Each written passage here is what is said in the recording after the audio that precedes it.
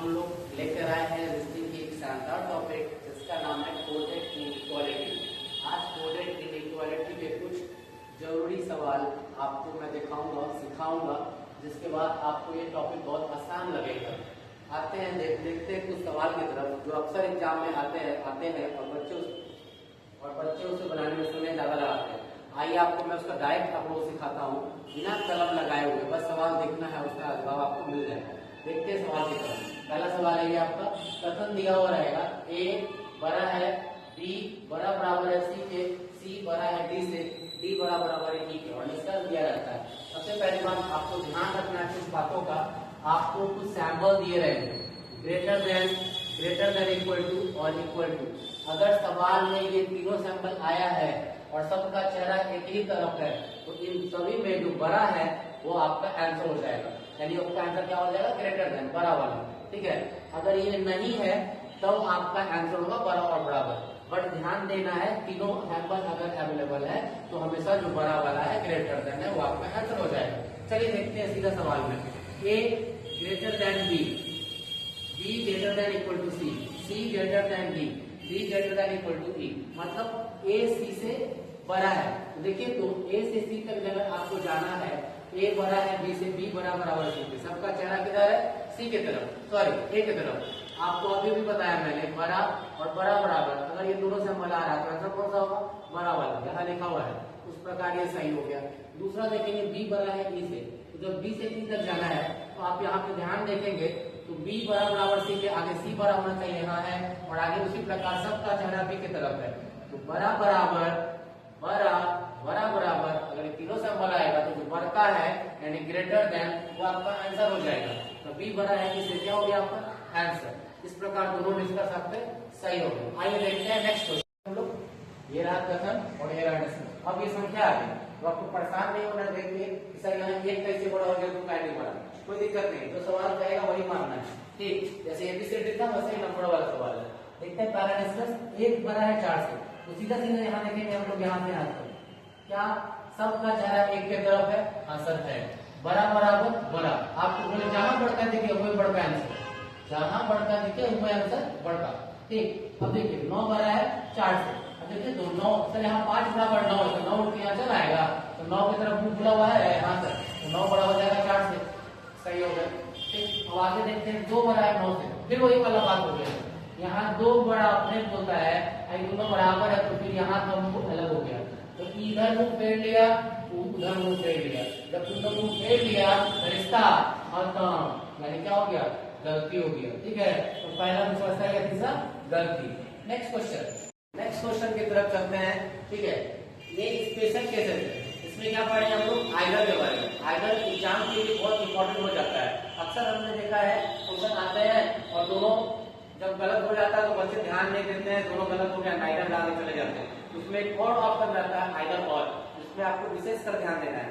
Idol और जब रिश्ता कंफर्म होता है और दोनों सैंपल अवेलेबल होता है, दोनों मतलब चाहे तो बड़ा बराबर चाहे तो छोटा बराबर, यही होता है आइडल का कॉन्सेप्ट। अगर दोनों सैंपल इसमें मिल जाता है तो आइडल होता है, लेकिन कसम नहीं खा रहे हैं कि बड़ा बराबर मिल गया चाहे छोटा बराबर मिल गया तो आइडल हो जाएगा। ठीक है, आइए विशेष कर ध्यान देते हैं क्वेश्चन में।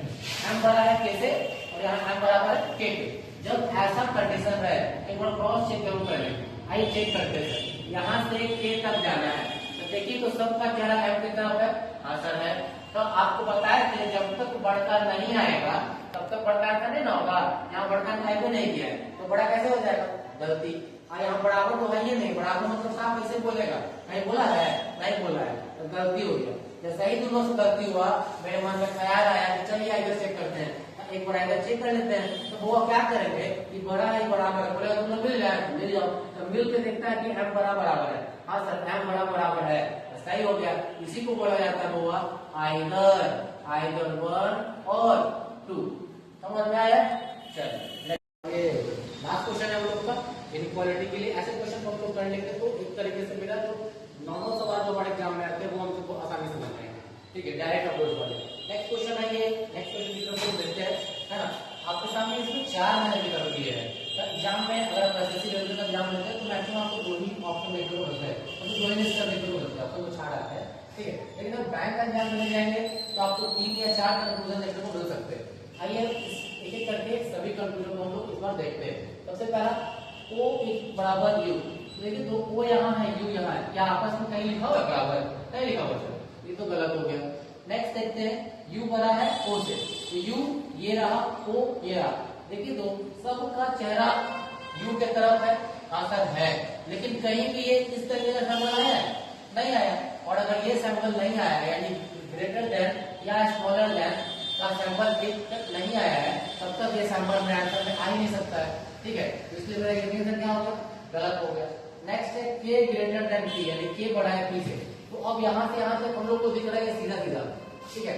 सब का सब K की तरफ फेस है, हाँ सर बड़ा आ गया है, और जैसे ही बड़ा आया है ये मेरा आंसर सही हो जाना है अपने आप। अब यहाँ देखेंगे ये रिवर्स है सर, यहाँ पे K ही बड़ा है और Y छोटा है, पर इसको उल्टा हो गया है, तो हम लोग ध्यान देखेंगे Y से लेकर K तक का ये रिश्ता, सबका फेस किधर है सर? K की तरफ, चाहिए भी था। अब देखेंगे बीच में कहीं इसका संबल आया, हाँ सर यही वाला संबल आया, तो ये भी मेरा क्या होगा? सही। अब ऐसा नहीं कि आप ऑप्शन में देखिए 3 और 4 फॉलो मार दीजिए, सर एक बार क्रॉस चेक कर लीजिएगा, क्या 1 और 2 आइदर है? O O U U है, तो चेक करते हैं कि सर O और U के बीच रिश्ता कैसा है, तो U बड़ा और बराबर होना चाहिए O के, तो सर यहाँ पे केवल बड़ा है केवल बराबर है, गलती है। तो एक बात फिर मन में सवाल आया, क्या दोनों मिलेगा? पूछेगा, मिल जाए तो हाँ मिल जाओ, अगर मिल तो कैसा बनेगा? U बड़ा बराबर है O के, यही तो चाहिए था, हाँ सर है, तो ये आपका आइदर होगा। तो आंसर वहां इस प्रकार से लिखना है आपको, आइदर 1 और 2, 3 and 4 follows, ठीक है। यहाँ पे आइदर 1 और 2, सॉरी आइदर